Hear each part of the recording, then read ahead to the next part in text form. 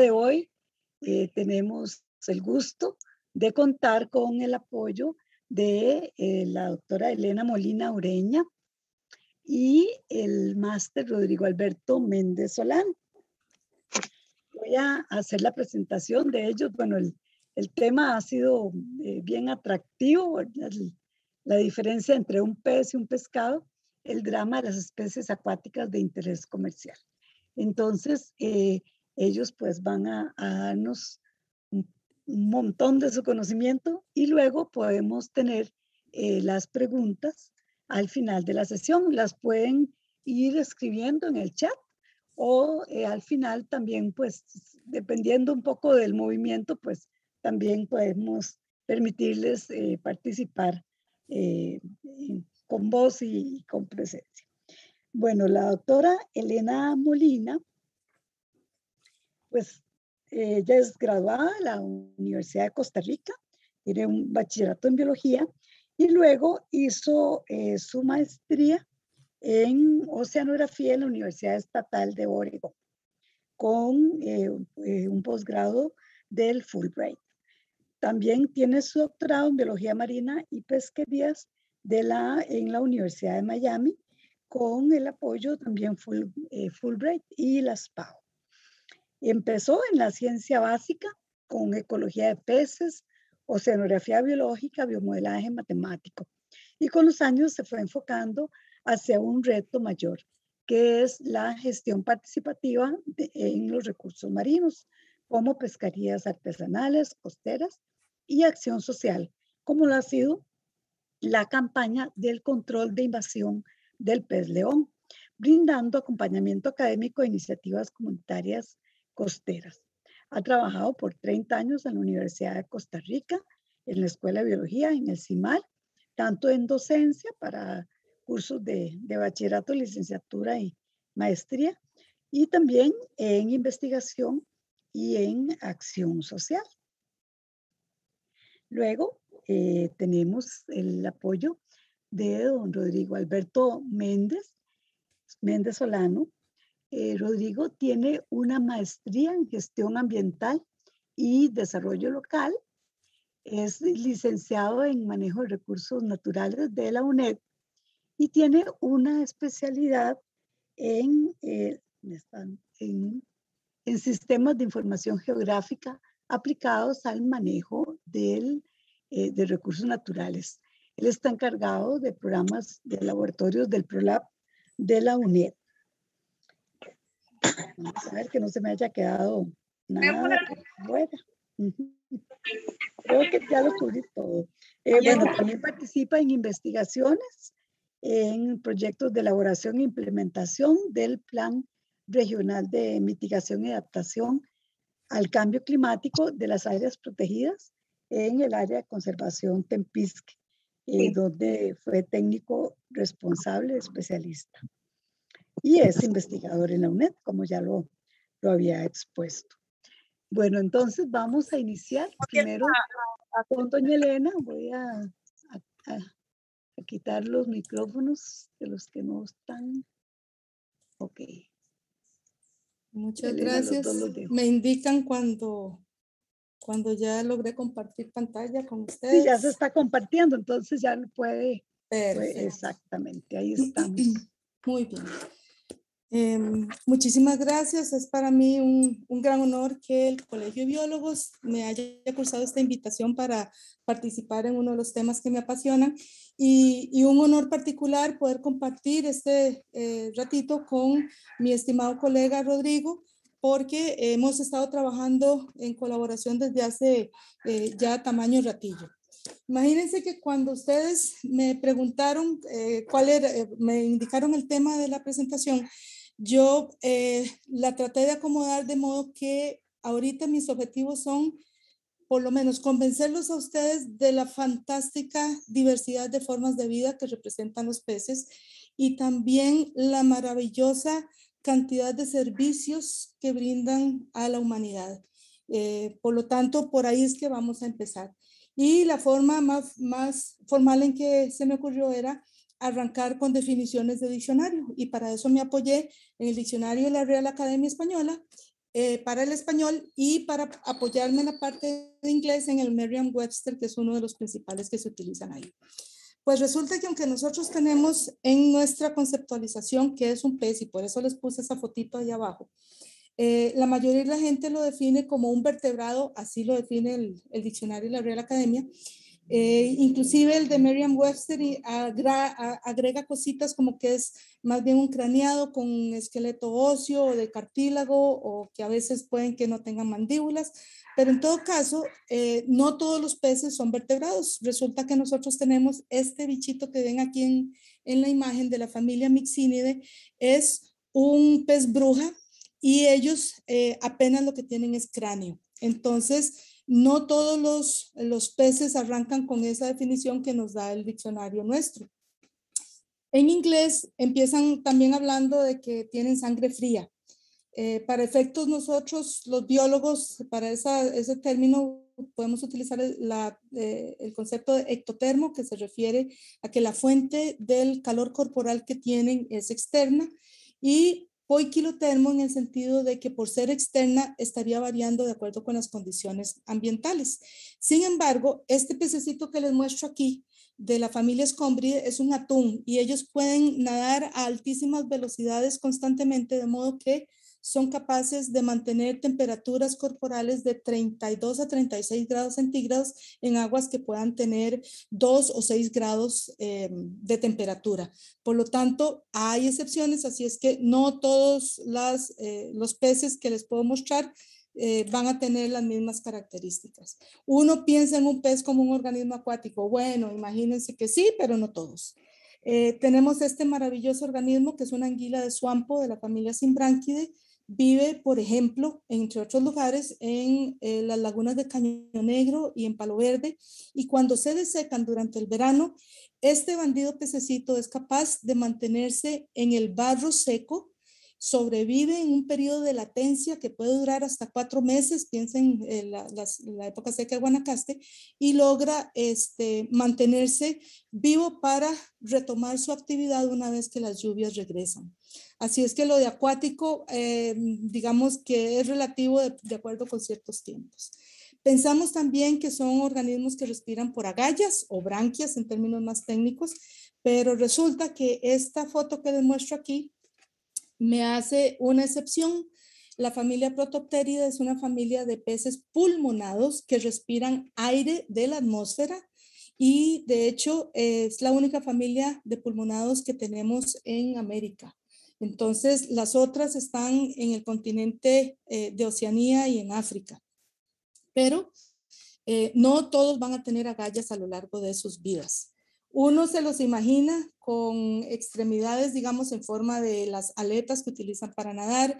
El cuerpo es fusiforme, que quiere decir que es puntiagudito al principio y al final, y gruesito en el centro, más o menos como la foto del atún que les enseñé. El Merriam-Webster agrega que tienen cola ancha, pero les presento a mi amigo el murciélago, el pez murciélago, que es de la familia Ococephalidae, y nada de lo que les estoy diciendo se cumple. No tiene cuerpo fusiforme, las aletas más bien parecen patitas, y la cola tiene totalmente otra función diferente a la que nosotros le conocemos.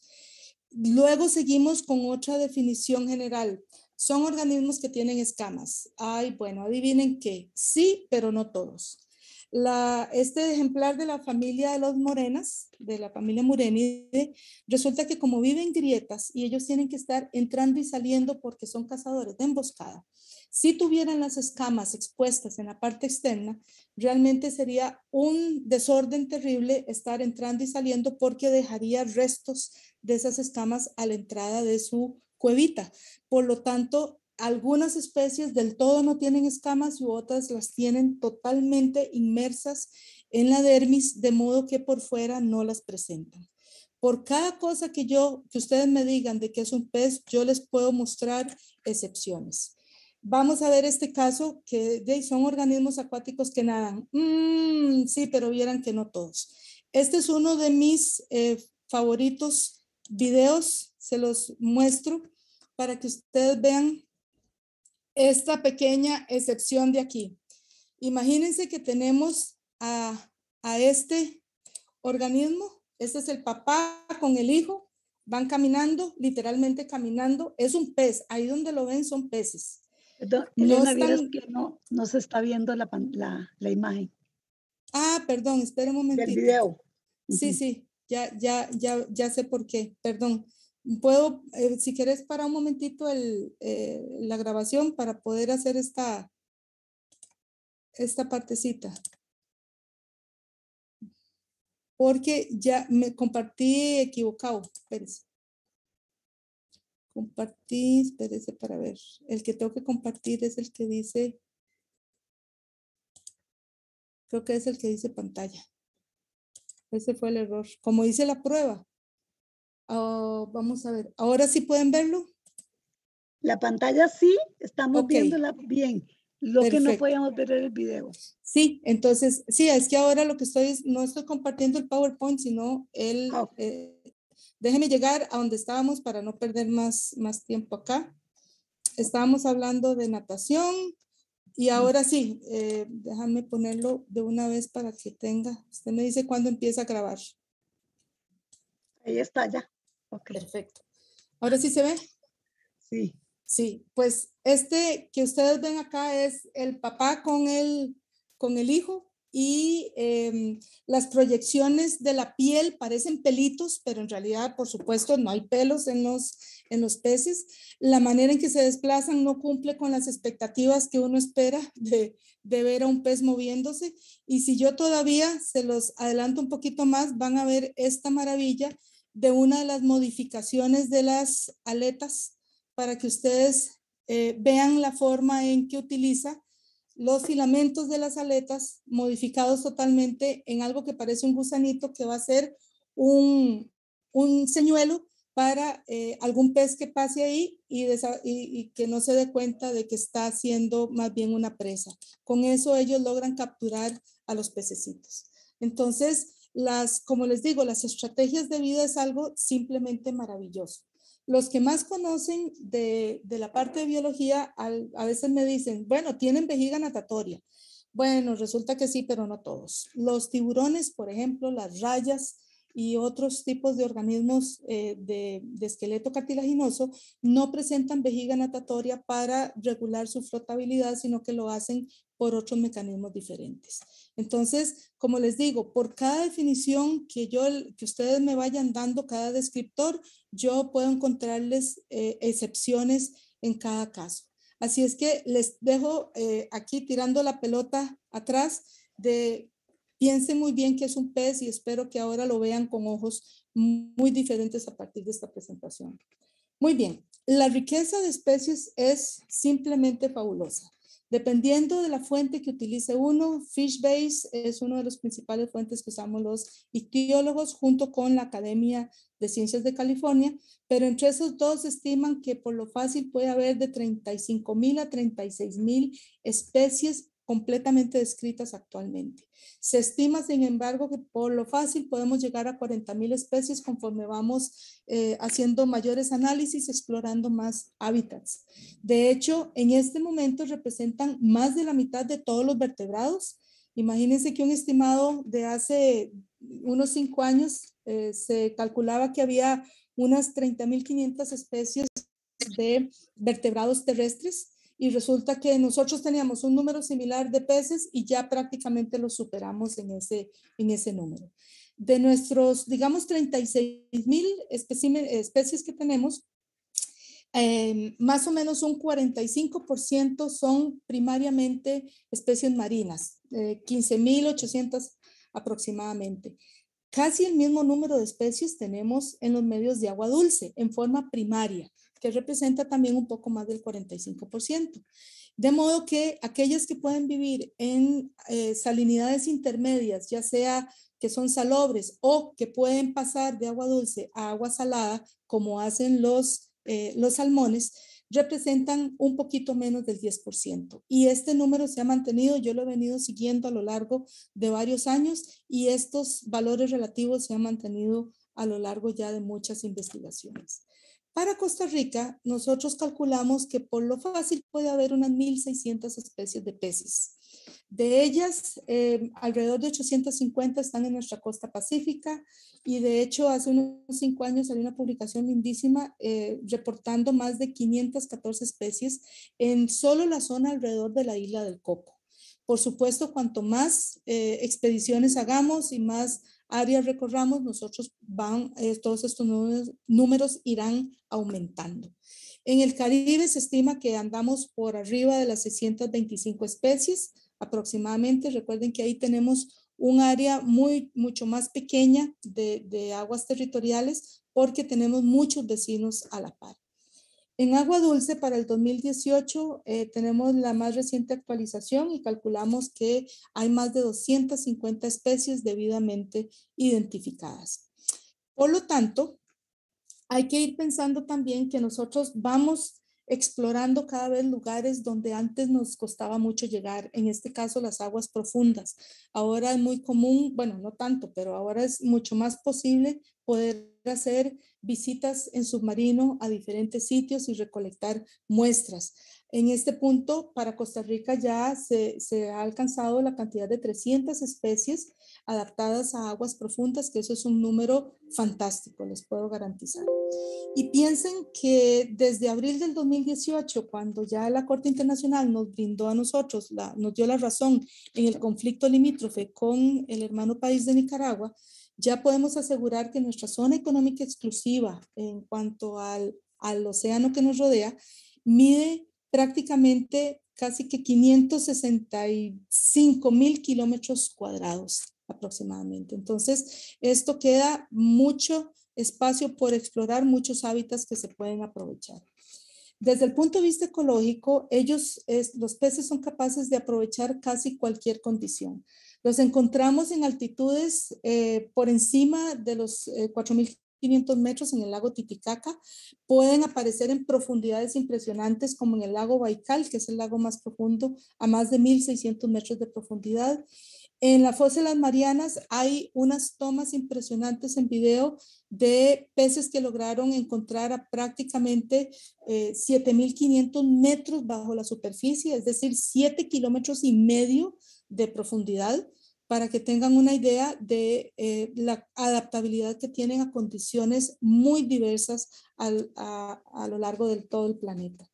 En cuanto a salinidad, les mencioné que algunos podían vivir perfectamente en agua totalmente dulce, otros en agua marina que alcanza más o menos unas 35 unidades de salinidad y pueden estar, por ejemplo, sobrevivir por varias horas en pozas de marea, que son aguas con alta concentración de sales porque se va evaporando con el sol y por lo tanto pueden superar los 40 partes por 1.000, digamos, de sales minerales concentrados en el medio.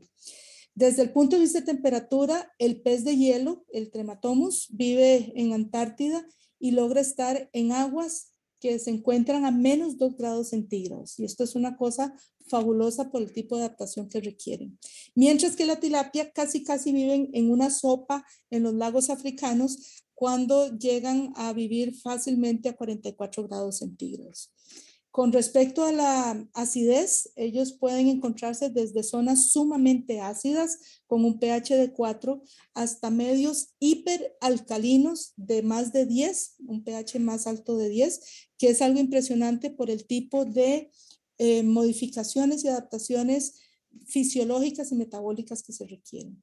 Y con respecto a la cantidad de oxígeno disuelto que se requiere, hay unos capaces de vivir casi sin oxígeno disuelto en el agua, mientras que otros sí requieren una saturación muy alta de oxígeno que normalmente en los medios acuáticos cuando mucho anda en 8 miligramos de oxígeno por litro. Entonces, este pececito que les muestro aquí vive en un río en medio de un desierto mexicano y ellos han desarrollado la capacidad de vivir prácticamente en aguas con casi que 0 oxígeno. Muy bien, esta es la imagen que tenemos del pez. Entonces la pregunta que se viene ahora, ¿qué es un pescado? De nuevo nos vamos a los diccionarios y las definiciones nos habla de peces comestibles, los dos van en esa dirección, que han sido ya sacados del agua, o sea, han sido pescados. También en inglés uno la puede utilizar y en español, cuando uno dice quiero comer pescado, nos referimos a la carne del pez que le estamos utilizando como alimento. Y por lo tanto, ahora viene un detalle interesantísimo que me llevé una sorpresa al buscarlo en los diccionarios. ¿Cuál es la definición de pescar? Y en los dos casos, en realidad se trata de tratar de sacar del agua peces y otros animales, como por ejemplo lo que nosotros llamamos mariscos, que eso va incluido dentro de estos grupos. Y de hecho, entonces, no necesariamente el verbo cuando vamos a pescar no quiere decir que vamos a traer cosas. Sí quiere decir nada más que vamos a intentar sacarlas del agua. Esa es la diferencia. Y por ahí viene entonces también las cosas que pueden pasar cuando nosotros estamos hablando de ciertas situaciones de la pesca. Con respecto a lo que les mencioné de los servicios que brindan los peces o la ictiofauna a los seres humanos, vamos pensando primero en una fuente de alimento importantísima y valga decir, me van a disculpar, deliciosa. Primero que todo, estamos hablando de que para el 2015 se estimaba que por lo menos 3.200 millones de personas, es decir, en aquel momento, la mitad de la población humana estaba recibiendo una quinta parte de su ingesta proteica animal como origen de productos pesqueros. A nivel ya generalizado, desde el punto de vista mundial, estamos hablando de que representa un 17% de todo lo que se está consumiendo de proteína de origen animal. No solo desde el punto de vista de nutrición, sino también todo lo que tiene que ver como fuente de trabajo y de ingreso en muchos países. Hablamos de que se estima para el 2018 se hizo un estudio donde más o menos 60 millones de empleos directos eran brindados por pesquería y acuicultura. En el caso de la pesquería, de esta cantidad de gente que laboraba ahí, un 12% eran mujeres, lo que también implica un factor importantísimo de equidad de género, de igualdad de justicia social, en este caso de sectores bastante vulnerables. Y en acuacultura prácticamente representa una quinta parte de la fuerza laboral. Así es que ahí es un ejemplo también importante de la función que tiene. Como comercio internacional estamos hablando de que se estimó para el 2017 que se movían 152 mil millones de dólares por año y estaban de alguna forma recibiendo parte de esos dineros más de la mitad de los países en desarrollo. Así es que igualmente también es un asunto muy importante de comercio internacional. Para insumos agrícolas, el alimento concentrado que comen los pollos, las reses, digamos, y también los cerdos, todo este tipo de ganado está basado en harina de pescado, que es la fuente fundamental de proteína para este tipo de organismos. Así es que vean que tenemos nosotros digamos, servicio ambiental importantísimo desde este punto de vista. Por supuesto, el valor recreativo y económico nadie lo puede negar cuando pensamos en todas las actividades de acuariofilia que son tan importantes y la pesca deportiva y lo que eso representa en nuestro mundo. El comercio de peces ornamentales para el 2007 alcanzó digamos, el monto de 327 millones de dólares anuales en aquel momento, era lo que se transaba. Y yo estaba feliz por la cantidad de dólares cuando en eso veo las películas de Nemo, la de Buscando a Dory y Buscando a Nemo, y resulta que entre las dos, al 2019 ya habían alcanzado prácticamente 2.000 millones de dólares en ganancias, para que tengan una idea también de la importancia y la parte lúdica que representan estos organismos. Para Costa Rica la pesca deportiva ha sido fundamental. Hace unos 12 años, se vio que alrededor de 600 millones de dólares anuales estaban corriendo por nuestra economía gracias a este proceso de pesca deportiva. Por supuesto, también algunos de estos peces son especies invasoras, tóxicas.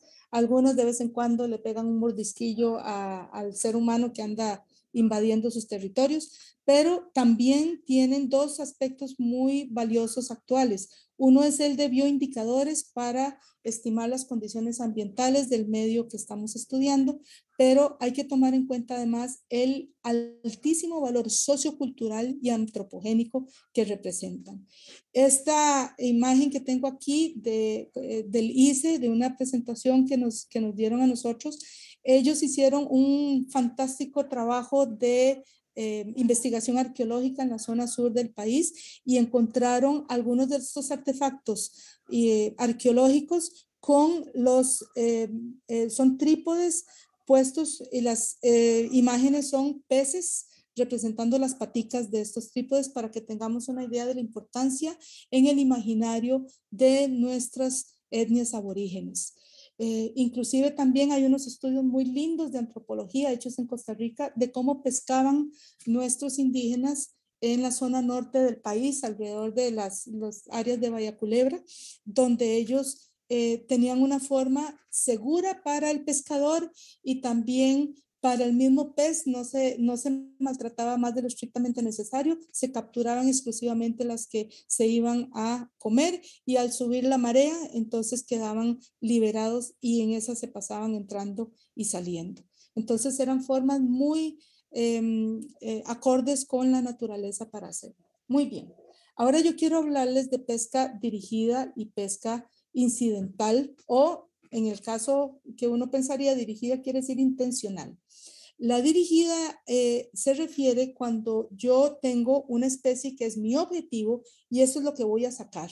Pueden ser peces, crustáceos, moluscos, un montón de organismos que ustedes se pueden imaginar, lo que nosotros en general llamamos mariscos. Si yo lo saco porque lo estoy buscando, esa especie entonces se convierte en especie objetivo. Pero también está dirigida a sacar las cantidades apropiadas, no más de lo que vamos a utilizar en un momento determinado, suficiente para que sea nutritivo para un buen sector de la población. Así es que la idea es tomar una medida de eso y apropiado también desde el punto de vista de la cantidad de peces que están en el mar. La talla o el tamaño también tiene que ser apropiado porque debemos dejarlos reproducirse por lo menos una vez antes de que los saquemos del agua y eso ya los científicos tienen datos para la mayoría de las especies de cuál es el tamaño apropiado. ¿Cuándo hago yo pesca, digamos, accidental, que sería casi, en realidad lo que llamamos es incidental? Cuando estamos sacando cosas que no son especies objetivo y eso lo encontramos nosotros en muchas formas de pesca donde buscamos una especie objetivo en particular, pero viene con una cantidad de fauna de acompañamiento impresionante que muchas veces se considera chatarra, no se utiliza del todo, se bota o se vende a precio muy bajo si se subutiliza. También estamos hablando de cuando estamos sacando cantidades mucho más de lo que realmente necesitamos en un momento determinado y además estamos prácticamente haciendo desaparecer un cardumen gigante, lo estamos perdiendo. Este es el caso de lo que está pasando ahorita en el Canal de la Mancha. Están alarmadísimos en la Unión Europea por la forma en que están haciendo estos arrastres que prácticamente dejan sin nada que sacar a las comunidades artesanales.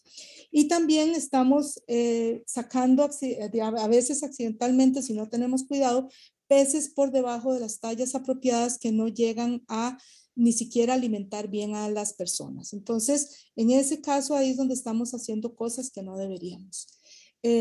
Quiero mencionar algunas amenazas adicionales. Nosotros pensemos en toda la basura, los desechos sólidos que estamos produciendo, pero también la contaminación química de sustancias de todo tipo, fertilizantes, plaguicidas, etcétera, que va a dar a nuestras costas de una u otra forma. El mal uso que hacemos del suelo, que entonces provoca un montón de erosión en las zonas costeras. Y por supuesto no podemos dejar de mencionar la gran amenaza que es para todo. Yo le pongo cambio global porque en realidad no es solo del clima, está causando cambios y modificaciones drásticas muy rápidas en muchos de nuestros ambientes.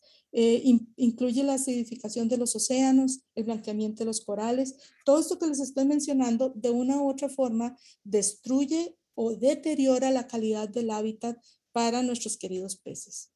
Hay una amenaza terrible, es la llamada pesca fantasma, cuando quedan los restos de artes de pesca que ya no están controlados, que ya nadie los está aprovechando, y lo que pasa es que sigue atrapando organismos, matándolos, y en realidad ni siquiera se están siendo aprovechados. Por supuesto, todos estos aspectos relacionados con pesca insostenible es una amenaza terrible para nuestros la ictiofauna. Y por supuesto, pues podemos también pensar en algunas soluciones. Rodrigo ya ahorita va a mencionar algunas de ellas, pero yo me quería enfocar en el poder de uno, en lo que cada uno de nosotros como persona puede hacer. Nosotros podemos rechazar ciertos productos, ciertos tamaños, ciertas condiciones de peces en las que sabemos que estamos cometiendo algo, digamos, que no deberían estarse sacando en ese momento, pero también rechazar bolsas plásticas y otro montón de cosas, reducir el uso de los combustibles fósiles, el uso de muchas cosas innecesarias que nosotros estamos utilizando, medir bien qué tipo de energía estamos demandando del medio, del planeta, digamos, reutilizar las cosas y reciclarlas si no podemos saber cómo reutilizarlas, pero también un cambio de actitud que yo le puse, repensar y reflexionar. Nosotros también tenemos que ser muy conscientes que el poder de uno, la forma más fácil de ejercerlo es como el poder del consumidor. Nosotros podemos exigir a las empresas, a los que nos brindan servicios, cierta calidad de cosas que vamos a requerir, y si somos consumidores conscientes, entonces nosotros podemos provocar cambios en la sociedad. Vean aquí donde los supermercados responden ante las necesidades o los requerimientos de las personas. ¿Ok? Así es que con esto los dejo. Me disculpan que me pasé un poquito del tiempo, pero les agradezco su atención, y después de que venga Rodrigo podemos hacer la sesión de preguntas. Muchísimas gracias a todos.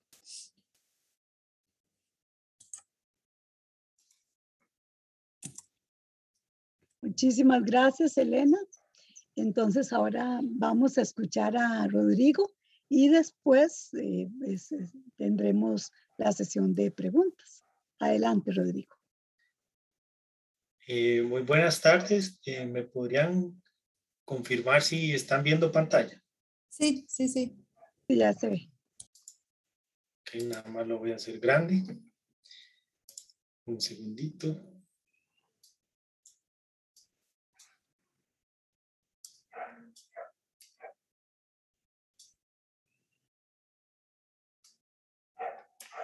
Ok, listos y preparados. Bueno, primero que todo, muy buenas tardes.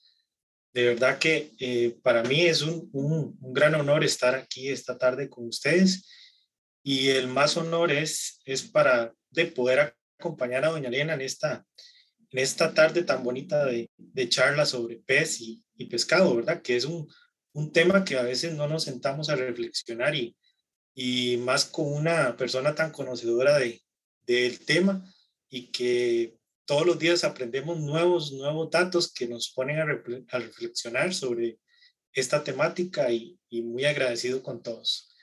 Mi idea la tarde de hoy es complementar un poco el gran detalle de la presentación anterior.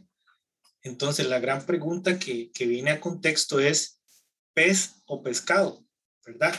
Existen especies acuícolas, ¿verdad?, de interés comercial en el país, y definitivamente las existen en todo lugar, ya llamémoslo en la parte continental o en la parte oceánica.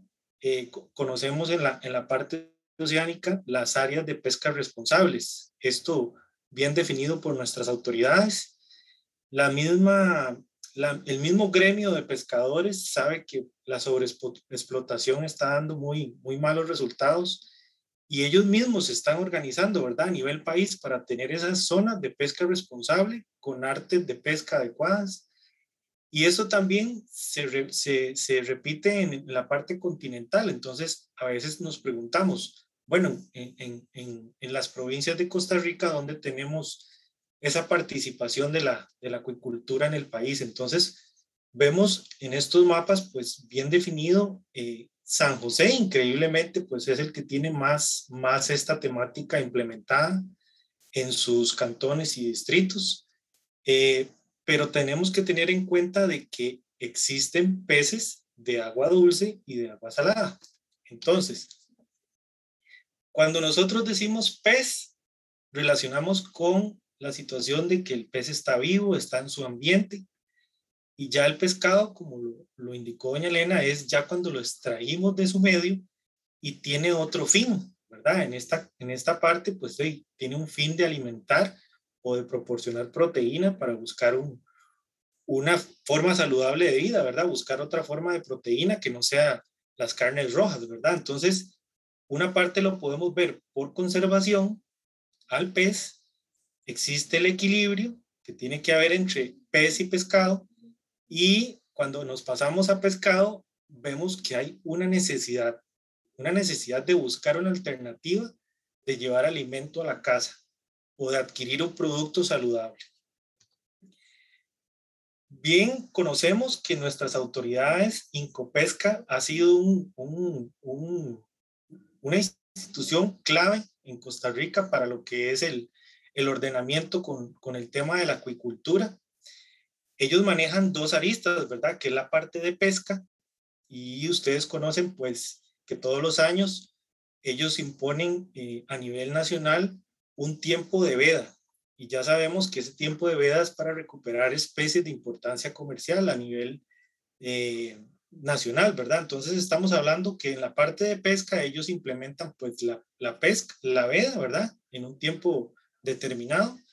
Tenemos también el tipo de pesca deportiva, comercial, sostenible y investigación pesquera. Y por el otro lado, en la parte de acuicultura, estamos hablando que tenemos a disposición pues los cultivos marinos, los cultivos continentales. Ellos nos proporcionan la información necesaria para desarrollar estos sistemas de cultivos y a dónde los podemos desarrollar. En este caso, pues en las estaciones acuícolas. Incopesca pues pone a disposición un listado bastante extenso que no sé si lo están viendo en pantalla ahorita que lo hago en grande. ¿Sí lo pueden ver? No se abrió. Vamos a ver. Te tenías que compartir pantalla, igual que yo. Sí, va de nuevo. Sí. Okay. Eso es un fallo, ¿verdad? Del Zoom, que le hace falta que permita compartir. Ahí va. Ahí se ve. Correcto, sí. Ahora sí. Ok. Uno de los biólogos de Incopesca, don Carlos Alvarado, él me proporcionó un correo electrónico donde me dijo que le gustaría que ustedes como biólogos tengan acceso a esta lista de especies y de crustáceos de agua dulce y de interés acuícola en aguas continentales y costeras. Entonces, estamos hablando que es una lista bastante extensa de lo que son peces con su nombre científico, su nombre común. También tenemos crustáceos, macroalgas, microalgas.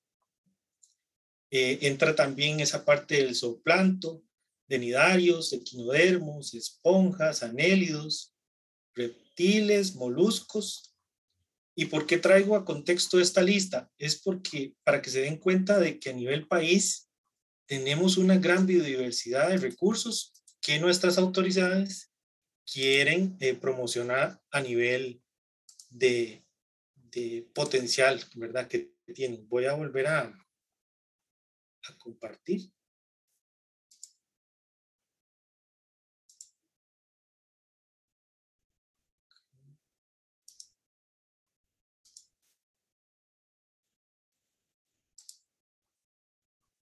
Estamos listos, ¿verdad? Ahí se ve. Correcto, sí, sí, sí. Gracias.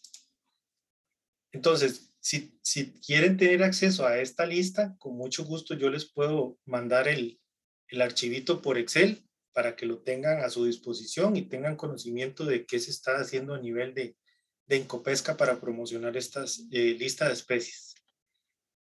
Otra de los refuerzos que hace la institución es, pues, en lo que es la alternativa productiva y comercial, ellos nos marcan la cancha, ¿verdad? Dan un plan estratégico para la acuicultura en Costa Rica, en las dos partes, en la oceánica y en la continental, y es donde tiene un objetivo específico, ¿verdad? Que es brindar un instrumento a nivel nacional para que la gente conozca qué estrategias poner, cuáles planes implementar y los programas y las acciones que se están desarrollando a nivel país para que la gente se acerque a esta actividad que está tomando mucha fuerza a nivel de productividad en el país. Hay importantes datos que me gustaría mencionarles. He conocido pues a muchas personas que están trabajando en esta parte de la promoción de la maricultura y la acuicultura, y es exponencial las necesidades de que la gente está buscando estos productos para realmente sacarles el valor comercial que pueden tener. Y a nivel de Costa Rica, pues hay especies que están teniendo mucho auge y que los mismos comerciantes están volviendo a retomar para buscar una alternativa productiva. Y otro dato muy importante es que según el Banco Mundial, para el 2030, el 62% de los productos del mar van a ser producidos por medio de la piscicultura y la acuicultura. Entonces, ¿qué quiere decir?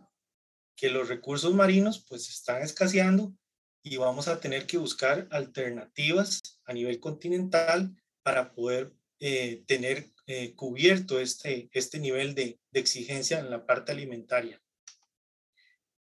Otra arista que tiene los peces, en este caso, los de agua dulce, está la parte de peces ornamentales, ¿verdad? Y un concepto que pues ya a nivel de Costa Rica es bien conocido y ustedes lo ven en el comercio, la acuariofilia, pues ya viene siendo no solo un hobby de varias personas, sino que mucha gente ya toma muy en serio esta actividad, no solo por el detalle de cuán bonitos son los peces en un acuario, sino que ha encontrado una actividad comercial que requiere de toda una técnica y un proceso de aprendizaje para poderse realizar de la mejor forma.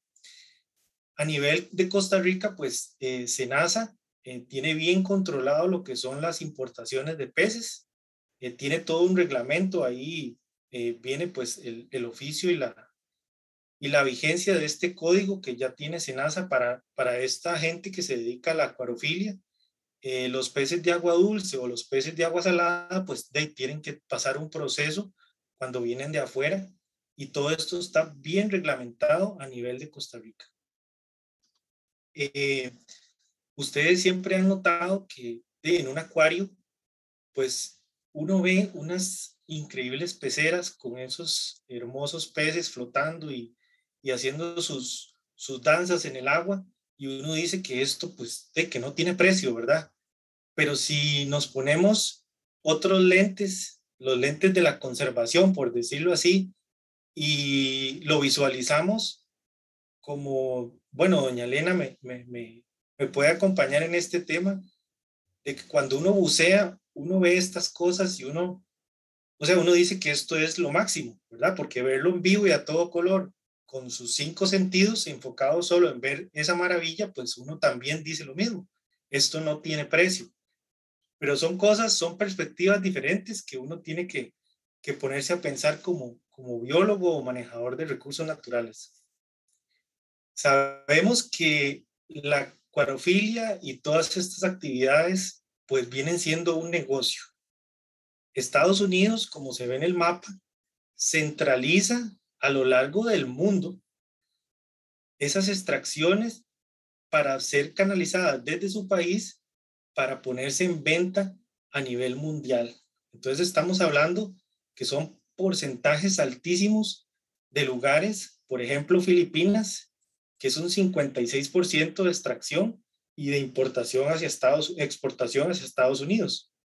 Entonces, tenemos muy claro que las grandes potencias pues ven un negocio muy lucrativo en esta forma de obtención de peces para producirlos, reproducirlos y enviarlos a otras latitudes.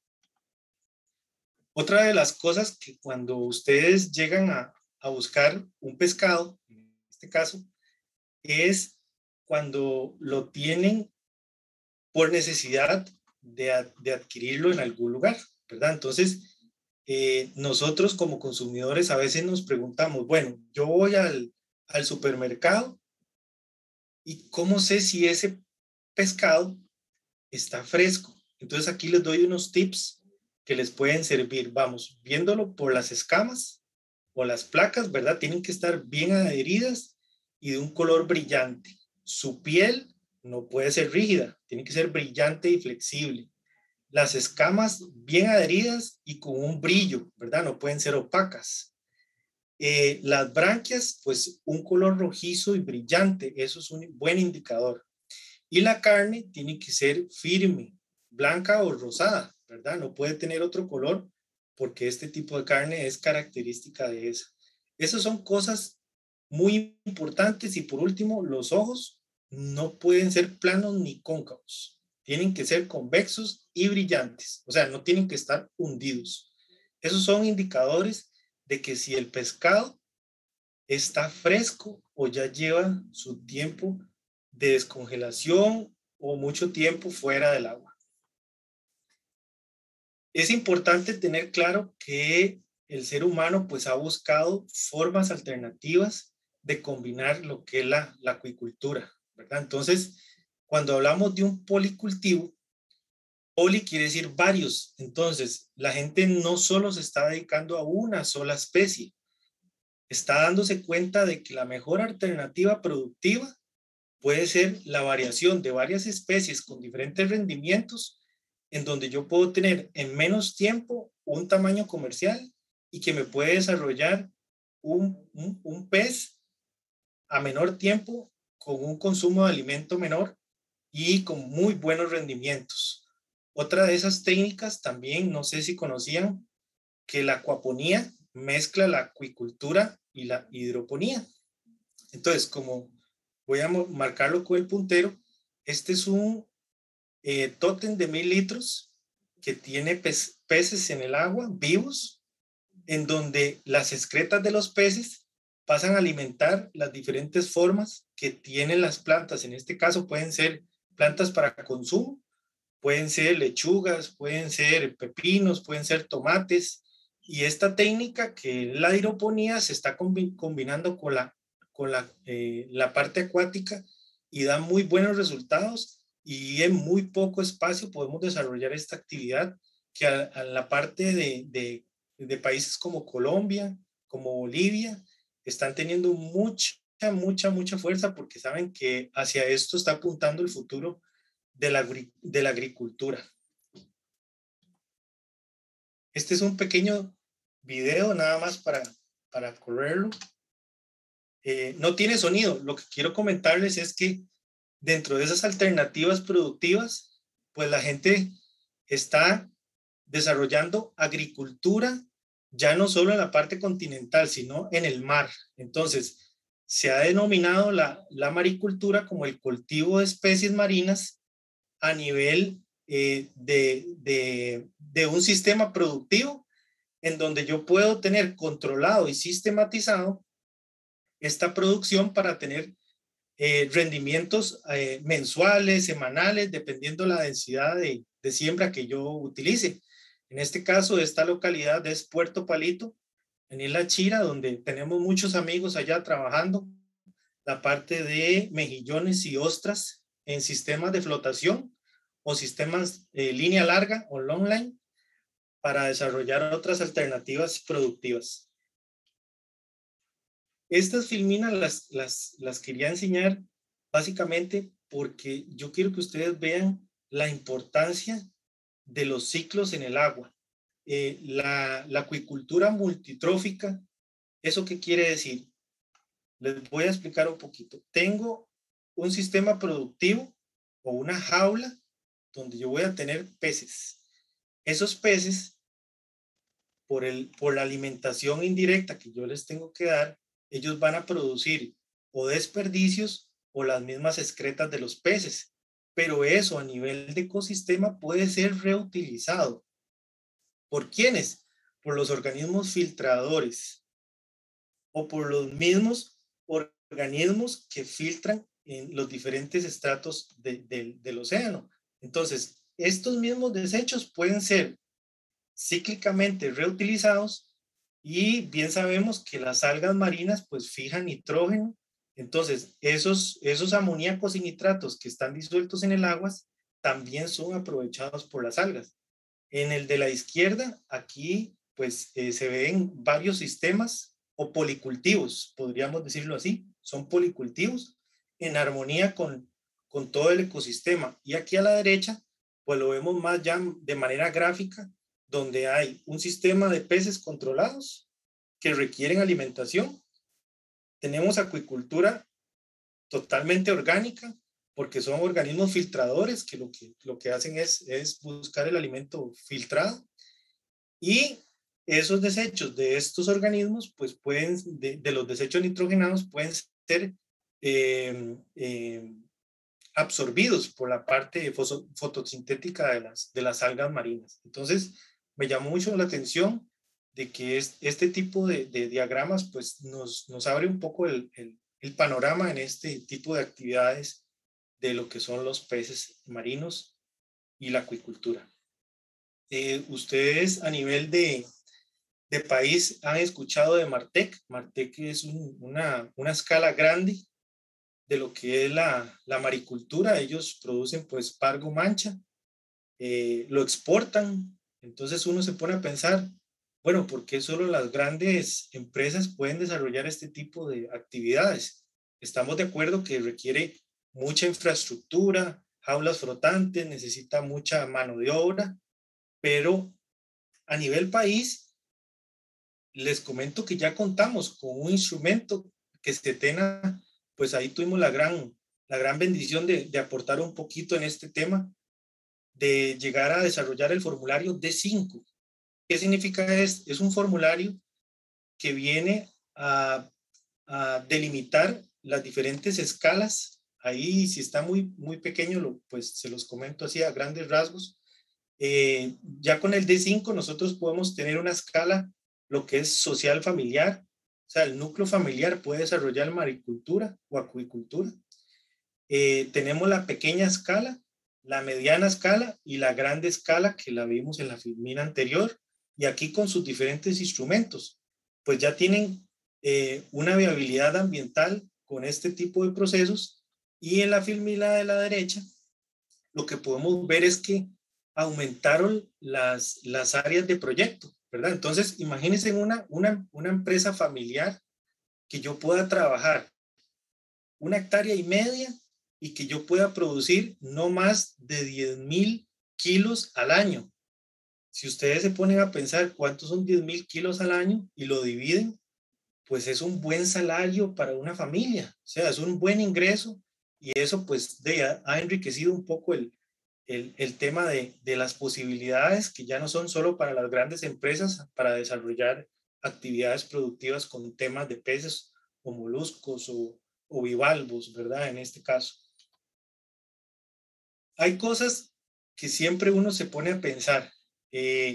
Bueno, los peces tienen una trazabilidad, ¿verdad? Entonces ya hablamos del medio, que puede ser en agua dulce o en agua salada, que tenemos gran cantidad de territorio para poder desarrollar esta actividad.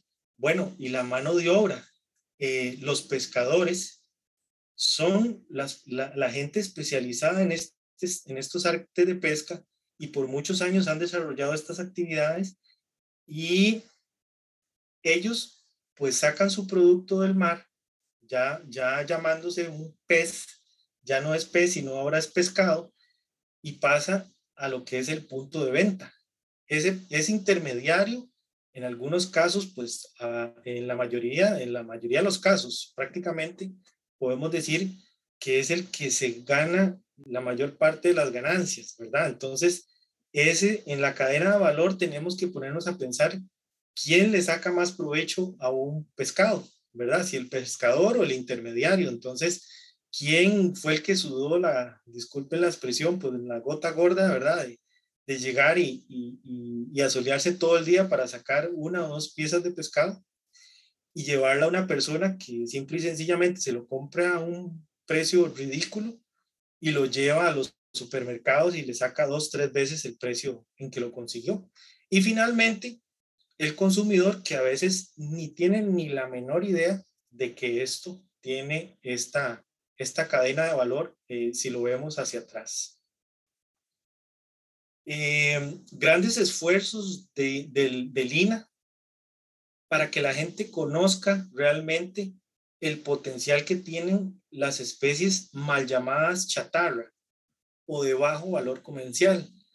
Esos son conceptos que realmente, pues a nivel país, pues siempre estamos acostumbrados a las mismas especies, a las especies comerciales que vemos en los supermercados, pero yo soy un vivo ejemplo y consumo especies de bajo valor comercial, no por el precio, sino que para mí, a gusto personal, pues las disfruto más porque tienen un sabor diferente. Y realmente, pues los invito a que prueben. Aquí les voy a compartir el código QR para que puedan descargar este recetario y se lleven a su casa, pues, un gran insumo, ¿verdad? Para su cocina. Entonces, yo aquí le doy las gracias a don Euclides Arce, que es compañero de la UNED y también hemos trabajado con ellos en la parte del núcleo, de la parte de cocina del INA. Como les dije, ahí pueden, si tienen gusto, pueden escanear el código QR en donde los va a llevar a esta biblioteca del INA, del núcleo de turismo, en donde se desarrollan estas actividades y pueden ver el gran trabajo que hacen estos profesionales para promocionar, pues, un buen pescado de calidad a nivel nacional y que la gente realmente se dé cuenta de que no solo el pargo existe, ¿verdad? Entonces, ahí les dejo para que puedan escanearlo. Y si gustan, ahí cualquier cosa se los comparto. Algo que sí vi que es muy importante en este tema de la pesquería es el tema de la economía circular. O sea, ¿qué pasa cuando ya yo saco el recurso del mar y ya saqué la primera ganancia que digamos que fue la venta? Después viene la parte de comercialización. ¿Qué hago con el pescado? Bueno, lo empaco o solo me lo como o tiene potencial adicional. Entonces, la economía circular, ¿qué es lo que quiere decir? Que yo tengo que agarrar el producto y sacarle los mayores rendimientos a todo. Vean que aquí se ve enlatado y la parte del esqueleto óseo que puede llegar a ser otro subproducto, ¿verdad? Entonces, en este caso puedo tener harina de pescado que sirve para hacer alimento, puedo desarrollar otro tipo de alternativas y también el que el pescado no se vuelva un desecho, que pueda ser reutilizado. Me comentaba don Oscar Bonilla de Asesorías Agrícolas que la cantidad de energía que tiene la basura del mercado de Punta Arenas es increíble. Entonces, ellos hablan de biodigestión anaeróbica con este tipo de desechos. Entonces yo me pongo a pensar por qué eso tiene que llegar a un botadero. Entonces, este tipo de ideas y este tipo de representación que tiene la economía de un pescado, pues puede ser infinita, dependiendo para lo que usted lo quiera y los fines que usted quiera desarrollar. Entonces, básicamente, pues tenemos que pensar en esa economía circular en cuanto a los peces y pescados. Esta parte, que ya me voy acercando al final, yo lo que les quiero comentar es que los peces y los pescados en los objetivos de desarrollo sostenible, pues así a modo personal, yo identifiqué que yo puedo llegar y contribuir con el fin de la pobreza. O sea, yo puedo tener una actividad familiar que me pueda dar un insumo para yo poder salir adelante con mi familia. Puedo tener una actividad que me pueda sacar de alguna necesidad en especial en la zona geográfica que esté. Otro de los objetivos que cumple es cero hambre. O sea, yo conozco a la gente de las costas y yo me he dado cuenta que ellos consumen una gran variedad de delicias del mar. Entonces yo considero que la gente en las costas pues no tiene ese problema de tener hambre en las costas, ¿verdad? Otro de los objetivos que les quiero compartir es que cuando uno come de estas mismas productos del mar, pues recibe mucha salud y mucho bienestar porque está comiendo proteína saludable, bajos niveles en grasa, con altos contenidos de omega 3 y esto pues genera salud y bienestar. Continuando con el quinto, la igualdad de género. ¿Por qué? Porque esta actividad no es para hombres solo, es para las mujeres en igualdad de condiciones y podemos desarrollarlo tanto hombres como mujeres, como núcleo familiar, tomando en cuenta a todos los miembros de la familia. Otro de los objetivos que quiero comentarles es que estamos con el tema de la conservación de estos peces. Entonces, la vida submarina se ve beneficiado con este elemento de los peces en la parte marina, pues es el tesoro que encierran nuestros mares, ¿verdad? La vida de los ecosistemas terrestres, como viene el anterior, era la parte marina, este viene siendo la parte continental. Después, el 16, paz, justicia e instituciones sólidas, es porque hay muchas instituciones a nivel país que quieren unir fuerzas y tener una presencia en este tipo de desarrollo para llevar a cabo estas actividades a nivel país y que trasciendan fronteras. Y por último, se los dije anteriormente, ahí hablé de Incopesca, ahí hablé de Lina. Las universidades dan un aporte importantísimo en la parte de investigación y eso viene siendo las alianzas estratégicas. Si las instituciones públicas se apoyaran más en los técnicos, pues podríamos sacar muchos productos valiosos para la toma de decisiones. Entonces, como lo ven, estas estrellitas son bastantes en los objetivos de desarrollo sostenible y los peces contribuyen en este aporte para ser desarrollados y cumplidos. A manera de comentarios finales, a veces uno se pone a pensar y con este tema tan interesante, que si el valor comercial de los peces o los pescados lo impone el ser humano, o sea, ¿quién le pone el precio a esto? Sabemos que todas las especies tienen una función y un valor en el ecosistema igual valiosos, ya sea como pez o como pescado. Después, el consumo de especies desconocidas o mal llamadas chatarra, ¿verdad? Para el consumidor final, tanto de agua dulce como de agua salada, tienen un potencial enorme. Entonces, asesorémonos, investiguemos qué otras especies tienen potencial comercial en nuestros mares y en la parte continental y busquemos otras alternativas. Eso es uno de los pensamientos que quería tratarles. Y por último, la pregunta del $1.000.000. ¿Cuál tiene más valor, el pez o el pescado? Entonces, ahí se los dejo, pues como dicen, la pregunta al aire para que nos vayamos a reflexionar a nuestras casas y le busquemos una respuesta a esta pregunta. De verdad que les agradezco mucho la oportunidad y ahí estuve viendo las personas asistentes a la charla. Les agradezco a mis compañeros del programa Laboratorios, a Susan, a Sócrates, a Daniel, a Paul, que están presentes y les agradezco mucho que se hayan conectado y gracias por la oportunidad. Adelante, compañeros.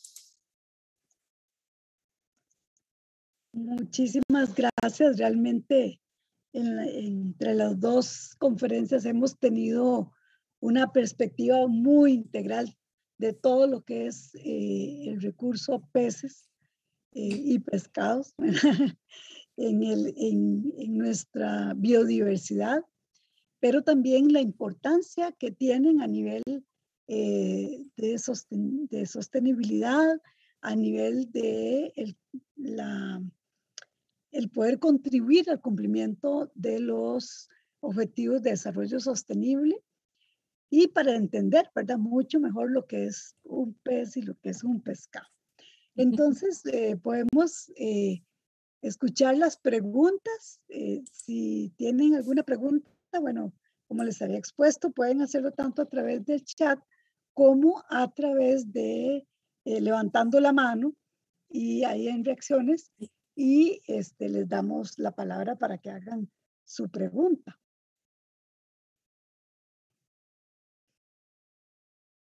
Mientras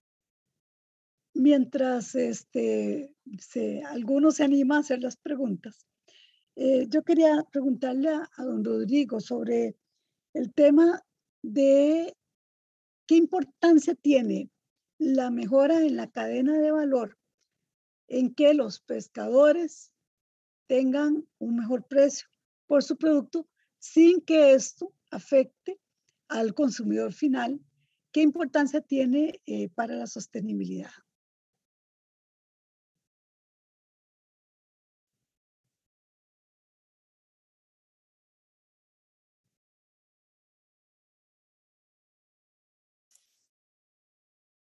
Doña Ani, Sí, se me cortó la pregunta donde dijiste importancia.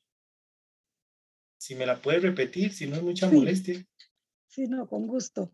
En el tema de la cadena de valor, si mejoramos el precio, digamos, para el pescador sin que afecte el consumidor final, ¿verdad? ¿Cómo esto afectaría o cómo contribuiría en la sostenibilidad para mejorar esos temas de la cadena de valor? Gracias, doña Ani. Es una situación muy, muy triste realmente ver cómo un pescador de, por ejemplo, del Golfo Nicoya, hace su faena con su arte de pesca que tiene pues a su disposición, ¿verdad? A veces no es porque quiere ese arte de pesca, sino es por la única que puede. Hace su faena de pesca y saca 2, 3, 4 piezas de varias especies y va al recibidor y el recibidor le dice, bueno, se la compro a tanto el precio. Entonces, ahí es donde estamos fallando con esa cadena de valor. ¿Quién es realmente el llamado a ponerle precio a nivel país al kilo de corvina reina o al kilo de corvina aguada o al bagre o a cualquier otro tipo de pez que lleve al recibidor? Entonces, en el momento que los pescadores se organicen, hagan cooperativas, se pongan de acuerdo entre ellos y desarrollen una estrategia comercial, ahí es donde ellos van a poder delimitar los precios a nivel, junto con las autoridades como Incopesca, y ellos puedan fijar precios razonables en donde los consumibles que ellos gastan día a día por llevar ese pescado se vean reflejados en ese precio. No porque el recibidor o el comerciante me lo quiera recibir en 1,000 pesos y yo por necesidad, porque tengo que alimentar a mi familia, tenga que aceptar ese precio. O sea, eso es lo que pasa a nivel del Golfo de Nicoya. O sea, es una problemática muy grande de llegar y estar limitado a lo que los intermediarios o comerciantes me impongan, porque ni siquiera es consensado, sino es me imponen el precio y yo no me puedo quedar con ese producto, ¿verdad?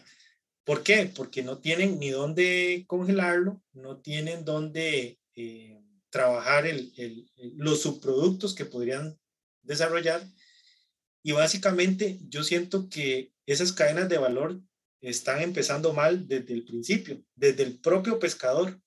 Entonces, si nosotros les enseñamos a ellos a que existen diferentes formas de asociaciones o alianzas cooperativas en donde ellos pueden ponerse de acuerdo y dar una trazabilidad a los peces y a su forma de distribuirlo.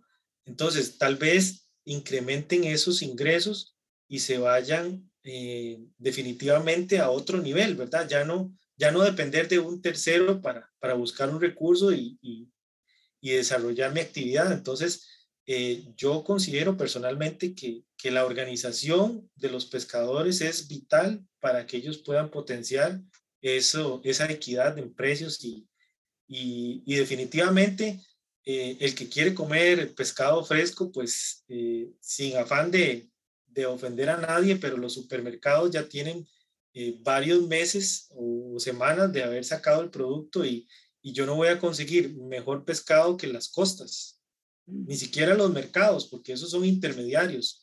Entonces yo invito a la comunidad, a la gente, a acercarse a esos lugares y que busquen a los mismos pescadores para que no haya un intermediario. Gracias. Muchas gracias, Rodrigo. Elena, una pregunta para usted relacionada a, bueno, ¿qué significado tiene, por ejemplo, en el contexto de la gran ay,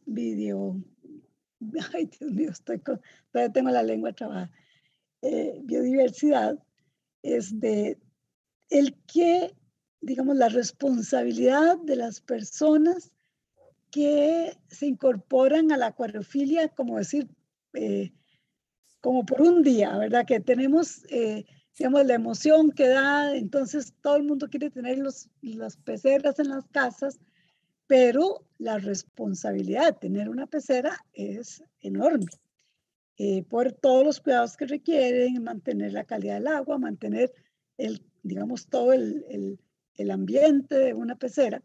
Y entonces la gente termina cogiendo los pececitos y tirándolos donde sea. Y muchas de estas especies son especies exóticas. Digamos, ¿de qué manera se puede tener un impacto en esa conducta? No desea, porque no es solo que tiran al pez muerto, ¿verdad? Sino que también han eliminado, bueno, y muchas de nuestras plagas se han dado exactamente en plagas en nuestros ríos debido a esa conducta. Sí, ese es un asunto, digamos, difícil de manejar porque se trata de, no sé cómo decirlo, pero serían como acuaristas fantasmas. Prácticamente aparecen de la nada, compran un montón de cosas y en cuestión de una semana o se les mueren los organismos o se aburren o ¿verdad? No toman la seriedad, con la seriedad del caso. Y yo sí pensaría que para mí el acuarista debería ser un aliado completo de todos los procesos de manejo y de conservación, porque nos pueden ayudar a ver, simplemente sentarse frente, bueno, no sé, a mucha gente no le hace gracia, pero sentarse frente a una pecera y estar viendo los bichillos desplazarse, las interacciones que tienen, la forma de los colores, todo ese tipo de cosas tiene, como dicen ustedes, es un valor intangible que uno no le pone precio porque en realidad es una forma de desestresarse, de descansar y tal vez uno podría aprovechar también para que fueran instrumentos de educación para otras personas, digamos, como que eso se fuera multiplicando, ¿verdad? Lamentablemente hay en los dos lados, digamos, de este tipo de negocio, hay gente sin escrúpulos, porque también están los, y a mí me consta, porque a mí me dio mucha vergüenza una vez en un congreso de peces ornamentales fuera del país, y me comentaban que algunos de los peces que salían de Costa Rica iban enfermos, iban de tamaños inadecuados, porque hasta eso, el tamaño para una pecera no puede ser un pez gigantesco, tiene que ser un pez donde vos puedas tener otras especies ahí compatibles. Entonces, me hablaban de que, pero estoy hablando hace más de tal vez unos 15 años por lo menos, que tenía mala fama en nuestro país como exportador. Y a veces tenemos situaciones donde el propio dueño de la tienda de animales sabe que tiene los pececitos en malas condiciones, los vende. No sé si a veces es con la esperanza de que a la semana llegue otra vez el cliente y diga, de ahí se me murió, bueno, le vendo otro. Entonces, ahí vas con esa cadena, ¿verdad? Y como vos decís, en el ratito en que uno puede encariñarse con uno de los peces y uno lo ve que está muy malito, pues a veces lo que acata es a tirarlo a un riachuelo, a una quebradita, y uno no sabe lo que va a pasar con ese pez después. Uno desconoce todos los impactos que tiene. Entonces, pienso que, y yo veo que el sector de acuariofilia en el país, a mí me encanta porque están muy bien organizados. Ellos tienen hasta programas radiales, han realizado actividades muy bonitas, tipo congreso y ferias y ese tipo de cosas. Entonces, creo que ellos inclusive estarían en una excelente disposición. No sé si al rato en colaboración con los mismos miembros del Colegio de Biólogos, de hacer, como dice Rodrigo, este tipo de alianzas donde nosotros podemos mejorar la calidad de la experiencia de la compra, de la experiencia del mantenimiento, inclusive hacerlo pasar de la parte lúdica a la parte formativa y a la parte recreativa, ¿verdad? En el sentido más amplio. Y entonces creo que ahí se podría buscar formas de motivación que no es simplemente vender el pececito y ya está, y te vendieron las piecitas de juguete y el buzo que queda dentro o el cofre y todo eso, a saber que después se va a perder, ¿verdad? Entonces, en ese sentido, yo creo que inclusive también yo dejaría parte de la responsabilidad en los padres, si estamos hablando de una persona menor de edad que está con estas buenas intenciones y con estos intereses. Y los padres también tienen en su formación familiar, tienen que indicarlos que tener desde un perrito, cualquier tipo de mascota o ser vivo que esté a su cargo, es una responsabilidad. Es un gozo increíble y una compañía tremenda, pero también implica una responsabilidad. Creo que de pequeñitos vamos para grandes y ahí es donde nosotros tenemos que ir aprovechando este tipo de situaciones. Como bien puso Rodrigo las imágenes, digamos, yo, por ejemplo, si estuviera viajando, posiblemente yo hacía tours directamente a los acuarios solo para abrir la boca y quedarme viendo aquellas maravillas y poder disfrutarlas, ¿verdad? Igual lo hago cuando estoy buceando, pero hay gente que solo tiene la opción de ir a un acuario y ver todo ese espectáculo fantasioso de cualquier cantidad de colores y formas y estilos y todo lo demás. Entonces, pienso que lo bonito sería poder, de veras, yo considero al sector ornamental como un aliado que si nos ponemos las pilas bien, inclusive hasta podemos mejorar todos esos procesos por lo que hemos estado pasando, de especies que se introducen, digamos, que se importan para efectos de venta, o las especies que se exportan de Costa Rica hacia otros lugares, también todo ese tipo de alianzas yo creo que resultaría en una forma muy productiva y muy positiva para la ictiofauna de acá, porque lo que estamos importando, como vos decís, a veces es capaz que termina en una quebradita y uno no sabe qué puede pasar, ¿verdad? Entonces, sí es como, lo que pasa es que como son acuaristas fantasma, es alguien que te aparece de repente y se desaparece y tal vez no lo volvés a ver sino hasta, quién sabe, un año después o así.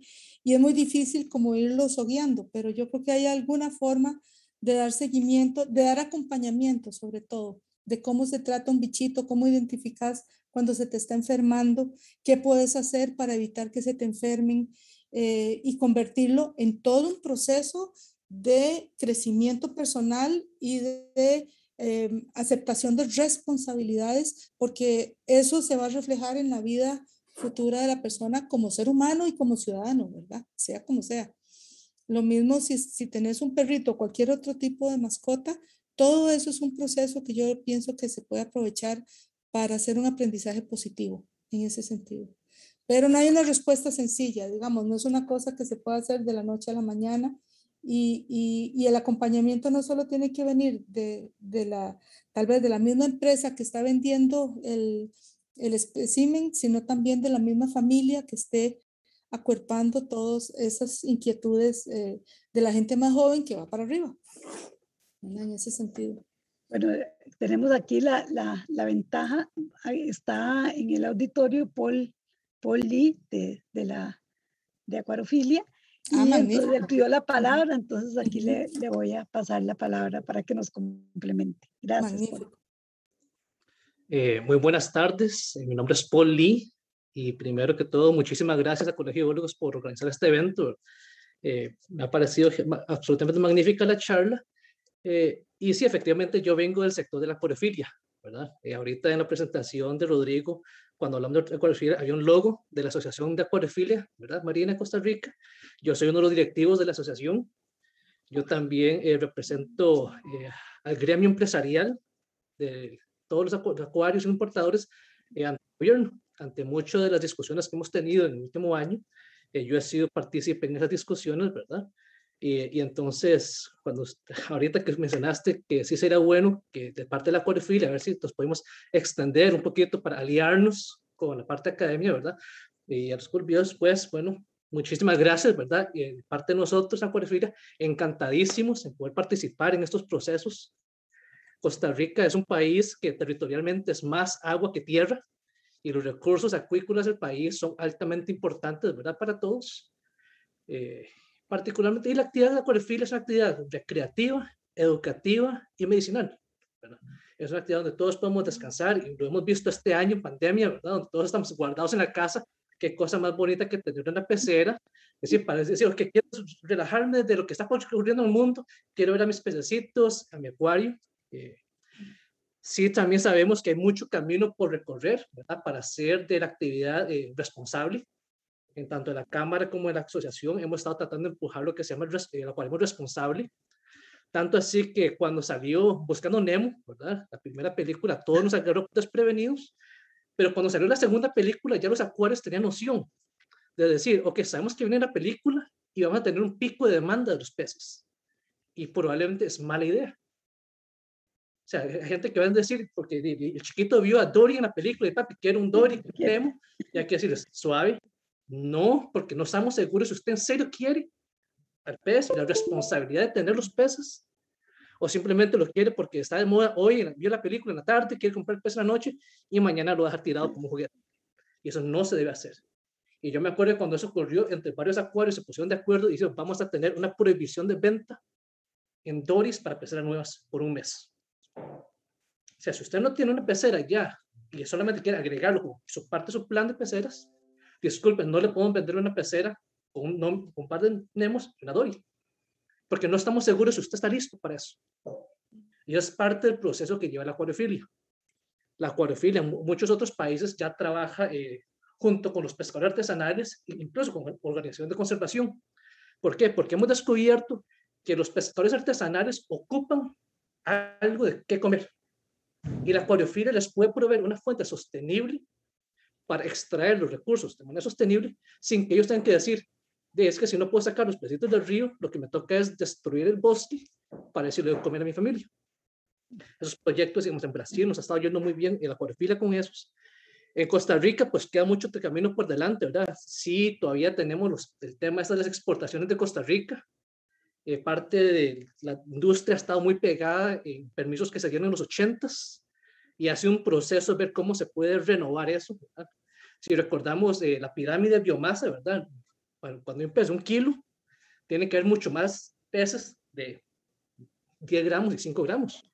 Y cuidado, a nivel de acuariofilia, en términos económicos, cuando hablamos de propuestas de valor, ese pedacito de 5 gramos y 10 gramos, cuidado, vale más que ese kilo de pescado. Entonces se trata de buscar maneras nuevas, ¿verdad? Para cooperar, para buscar una mejor propuesta de valor para el país, para que todos podamos avanzar de una manera sostenible. Y hay que hacerlo de una manera responsable, hay que hacerlo de una manera consciente de todas las cosas, ¿verdad?, que están ocurriendo en el medio ambiente y en el país. Y yo siento que en realidad del lado de nosotros apreciamos muchísimo este tipo de espacios, ¿verdad? Y saber que hay gente que sí cree en la actividad, y a nosotros nos gustaría poder trabajar de mano a mano con ustedes también para poder seguir adelante. Muchísimas Muy gracias. bien. Muchas gracias, Paul. Bueno, podemos dejar apuntado, hemos apuntado varias charlas para las que vienen el año entrante, y tal vez podría ser una sesión muy interesante sobre el montaje de un acuario, cómo se hace, pero además la responsabilidad que viene con eso. Así es que, Raquel, vamos a apuntarla. Bueno, si no hay más preguntas, voy a ver si en los de Facebook, si hay alguna pregunta. Un momentito para ver el reporte de... Aquí alguien levantó la manita de este lado, Ani. Paul Ureña. Adelante, Paul. Gracias, buenas tardes. Primero, felicitarles por la iniciativa de abrir un espacio en esta temática. Mi pregunta tal vez va orientada a Rodrigo. Algunos países de América, ¿verdad?, especialmente América del Sur, se han hecho fuertes, digamos, en el tema de maricultura. ¿Qué es lo que está pasando en Costa Rica que venimos escuchando desde ya hace un par de décadas atrás? Y hay estudios científicos, hay estudios técnicos que facultan a la maricultura, ¿verdad?, como esta nueva rama para el aprovechamiento de especies, ¿verdad? ¿Qué es lo que está pasando en Costa Rica que no hemos dado como ese salto? Si es una cuestión burocrática, política, económica, no sé, algún otro factor que esté incidiendo en que hoy en día la maricultura siga siendo una actividad de muy pocas asociaciones o personas. ¿Qué es lo que falta, digamos, a nivel país para promover esa actividad, debido a que es una actividad que se desarrolla pues a pequeña, a mediana escala? Es una actividad que tiene muy poco impacto, ¿verdad?, a nivel ambiental. La gente que conozco que se dedica a esta actividad son antiguos pescadores o pescadores que ven en la maricultura una actividad asociada, digamos, a todo lo que ellos hacen cotidianamente en las áreas costeras. Entonces, para aterrizar un poco, ¿qué falta en Costa Rica, digamos? ¿Qué sector costarricense, la sociedad civil, la parte de la pesca, las regulaciones, el Incopesca, nosotros, las universidades? Es decir, ¿qué es lo que está faltando para que la maricultura tome tal vez un lugar más importante, digamos, en esta cadena que cada uno de ustedes ha mencionado? Muchas gracias por su pregunta. Rodrigo, ¿sería o Elena quien quiere contestar? Pido la palabra. Sí, adelante, Rodrigo. Gracias. Muy amable, Paul, por su pregunta, y definitivamente uno se pone a pensar por qué en otras latitudes tiene tanto éxito lo que es la maricultura, y Costa Rica, ¿por qué no da ese paso? Lo que te podría comentar es que pues no es por desconocimiento. A nivel nacional tenemos grandes universidades como la Universidad Nacional, que tiene su especialidad, la UCR, que tiene grandes biólogos trabajando en estas temáticas, y no es falta de información. Uno se pone a pensar que si son instrumentos o regulaciones que hacen falta, y tampoco, porque ya Costa Rica pues está a la vanguardia con el Ministerio de Agricultura y Ganadería, con el Incopesca, y están promoviendo, como te mostré en las filminas, una planificación estratégica. Yo lo que considero personalmente es la falta de transferir el paquete tecnológico a las comunidades. Simple y sencillamente nosotros como profesionales debemos o tenemos el deber de transferir la técnica, y en conjunto con otras aristas como la parte de administración, como la parte de manejo de recursos naturales, que ellos se sientan acompañados para poder desarrollar la actividad, que no se sientan solos en esta aventura de crear maricultura, ¿verdad? Entonces, personalmente, como te dije, siento que es una tarea en conjunta, institucional, tanto de las leyes ya existen, las regulaciones están, los formularios ya están acordes y tropicalizados a nuestro país, y simple y sencillamente es nosotros como profesionales, como biólogos, como manejadores de recursos naturales, tenemos ese llamado a ir a las comunidades y decirles, existen estas y estas técnicas, usted tiene todo el potencial en el territorio para desarrollarla, este es el manual técnico, nosotros vamos a estar asesorando. Entonces, si yo considero que si los profesionales en el área tenemos más apertura social, podríamos levantar esta actividad, y como dicen los números, la acuicultura va a ser una de las fuerzas económicas a nivel mundial, y en Costa Rica no va a ser la excepción. Entonces, te agradezco mucho la pregunta, Paul. Saludos.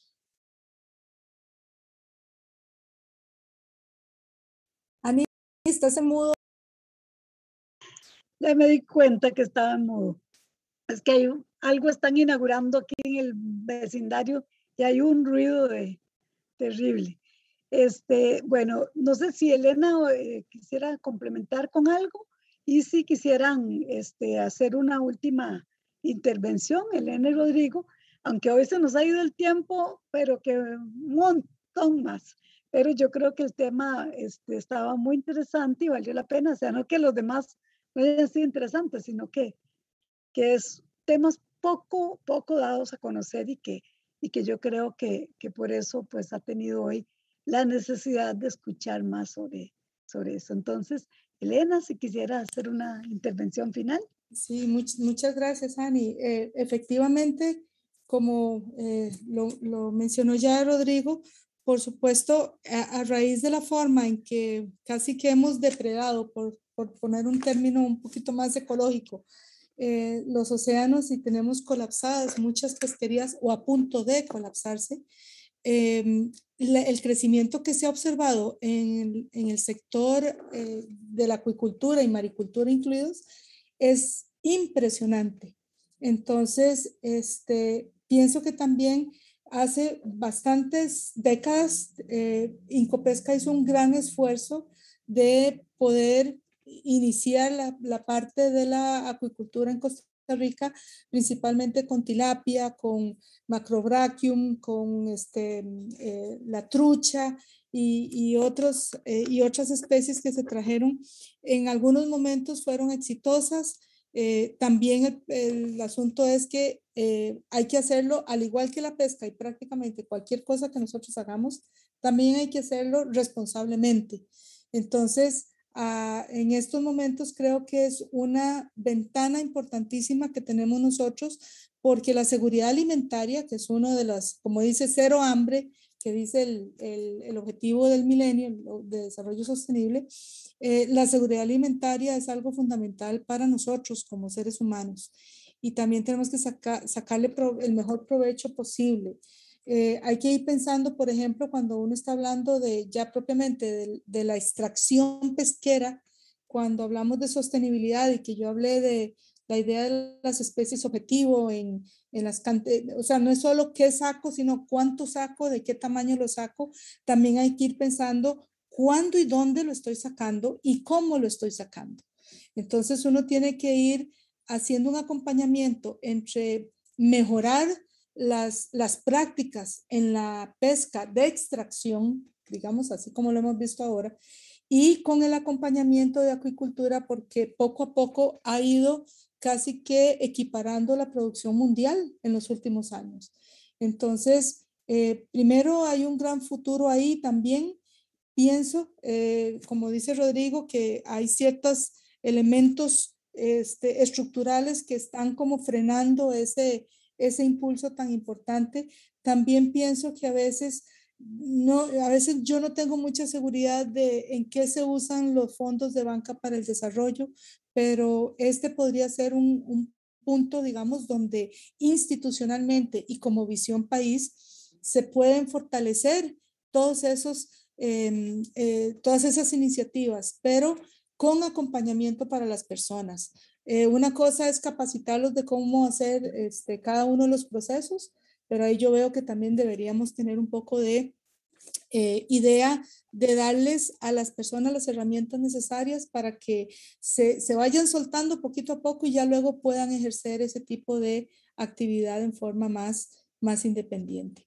Entonces, como les digo, en cierta forma, yo veo también la acuicultura como un apoyo complementario muy importante para la pesca de extracción. Y entonces, cuando a veces lo que pasa es que se mezcla el término de recurso pesquero, se incluye lo que se está sacando producto de cosecha, ¿verdad? De la parte de maricultura y en aguas continentales.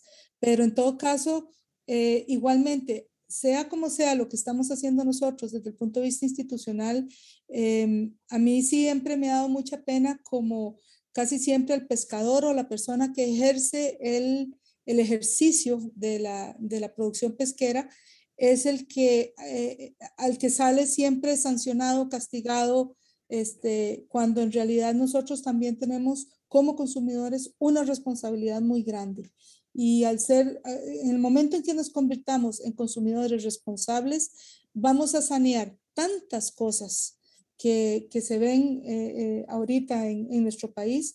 Dentro de eso incluyo todo este tema que hemos tratado hoy, pero entonces también tenemos que ir adquiriendo responsabilidades de nuestros actos y la conciencia de que las bendiciones y los beneficios que nos brindan ciertos recursos naturales implica que también nosotros somos responsables de cuidarlos, de mantenerlos, de asegurarnos que persistan. Me encantó la pregunta de Rodrigo al final. ¿Qué vale más, un pez o un pescado? Yo le estaba dando vueltas y vueltas porque en realidad, piénsenlo así, si no tenemos peces no vamos a tener pescados. Entonces necesitamos y toda esa riqueza de lo nutritivo que es la carne de pescado es innegable. Y si a eso le agrego lo delicioso que es, porque yo soy fanática, entonces, si a eso le agregamos, ¿verdad? Todas las formas deliciosas en que uno se las puede comer, todavía mucho más. Pero entonces, en realidad tenemos que buscar el equilibrio entre saber aprovechar todos estos recursos que nos da la naturaleza y nosotros al aprovecharlos implica también cuidarlos y ser responsables de la forma en que los estamos utilizando. Entonces creo que ese para mí sería como el mensaje principal, aparte de que traté de venderles lo mejor que pude, la belleza de los peces y la maravilla que son, pero entonces es algo que tenemos que pensarlo y tenemos que irlo inculcando. Yo no sé qué pasó con la educación, no sé cómo se llamaba en ese momento, había un programa de educación marina en las escuelas. Correcto. Educación marina en las escuelas. Usted sabe qué lindo tener un proyectito en un aula con los niños donde se tenga una pecera y todos se encarguen de cuidarlo y que venga, por ejemplo, ya sea un científico a contarles qué hace cada uno de ellos o que venga alguien de acuariofilia y les explique, vean, estas son las técnicas para cuidar los bichitos y esta es la manera y esto tienen que evitarlo y esto tienen que fomentarlo. Todo un proceso de aprendizaje fabuloso. Y no es un gasto así como extraordinario, ¿verdad? O exorbitante, si se hace como un proyectito de aula. Y entonces los niños aprenden también a hacerse responsables de cuidar organismos, seres vivos. Entonces yo creo que por ese lado también vale la pena ir pensando en mejorar los conocimientos y las condiciones de estas generaciones que vienen para arriba, porque a ellos les va a tocar, primero, resolver los problemas que nosotros no pudimos resolver como generación o inclusive los problemas que creamos. Entonces, y por más que uno quiere dejar un planeta mejor de cómo se lo encontró, que a la hora que uno se vaya, uno sienta que las condiciones mejoraron de alguna forma, aunque sea un poquitito, no siempre pasa eso, ¿verdad? Entonces, esto sería muy, muy bonito. Yo recuerdo que Omar Rodríguez era, creo, uno de los impulsores tenía una ONG, creo que se llamaba Edumar o algo así, y yo recuerdo haber participado en algún momento, el CIMAR estuvo participando en la elaboración de la Estrategia Nacional de Educación Marina en las escuelas. Nunca supe qué pasó, nunca supe qué fin tuvo eso, pero todos estos temas que estamos mencionando, yo creo que es un punto fabuloso para iniciar desde que están chiquititos nuestros futuros ciudadanos. Así es que, y muchas gracias precisamente por la invitación. A mí es que me encanta hablar de peces y comer pescado, entonces el tema se me venía muy bien por todo lado. Un placer conocer a Paul Lee, es un honor también. Tengo varios estudiantes biólogos que son tremendos acuaristas y yo voy y los consulto a ellos cosas porque uno se sabrá mucho de la parte académica, pero hasta que no le toque criarlos y verlos y chinearlos y cuidarlos, no sabe en realidad los detalles que sabe un acuarista con solo estar día con día con estas criaturas tan bellas. Muchísimas gracias entonces por la invitación. Rodrigo, un placer haber compartido con vos la mesa. Gracias, la mesa virtual. Y Ani, muchísimas gracias también a Raquel por esta cordial invitación que nos hicieron. Muchísimas gracias, Elena. Rodrigo, pero les cuento que ya estamos, yo tengo que entrar a las 6 a otra, entonces, pero no, sí, no quiero que nos vayamos sin que Rodrigo pueda decir sus palabras. Muy rápidamente, solo por traer un ejemplo, la UNED, pues, como es una educación a distancia, los estudiantes que llevaban zoología general no tenían, algunos por cuestiones económicas, no podían costear su gira. Y el programa de laboratorios gestionó ante todas las autoridades, ante Incopesca, los diferentes permisos de colecta para la zona del Caribe y logramos representar un pedazo del extracto del Caribe costarricense con especies locales, incluyendo el depredador ahora que está molestando muchísimo, el pez león allá en la zona, con el único fin de educar a los estudiantes futuros manejadores de recursos naturales. Entonces, dando pie a lo que nos comentó doña Elena y don Paul Lee, con solo el hecho de dominar el arte, de controlar el ecosistema en que están inmersos los peces, llámese el canister, el skimmer, los niveles de pH, la salinidad, la dureza del agua, o sea, todo eso es un arte. Entonces, ellos están desarrollando un arte y están desarrollando una expertise tan grande para poder tener tan equilibrado un sistema cerrado, porque pónganse a pensar, es un sistema cerrado que no tiene entradas ni salidas, simple y sencillamente es el manejo que le da el acuarista. Entonces, los organismos dependen 100% de nosotros. Entonces, eso en cuanto a la acuariofilia, que para mí es un arte. Y en cuanto a lo que es peso un pescado, definitivamente, como dice doña Elena, es el poder de uno y uno decide si lo quiere ver como pez o lo quiere ver como pescado. Entonces, yo los invito a tomar esa decisión. O sea, para unas cosas tengo que tomar esa decisión. Eso constantemente en la sociedad lo vamos a tener que hacer, pero siento que podemos buscar el equilibrio. Entonces, de verdad, doña Elena, gracias por invitarme. Gracias al Colegio de Biólogos también. Yo soy el más feliz de esta actividad y un humilde servidor aquí tienen para poder desarrollar cualquier otro tema y estamos para servirles. Gracias. Muchísimas gracias.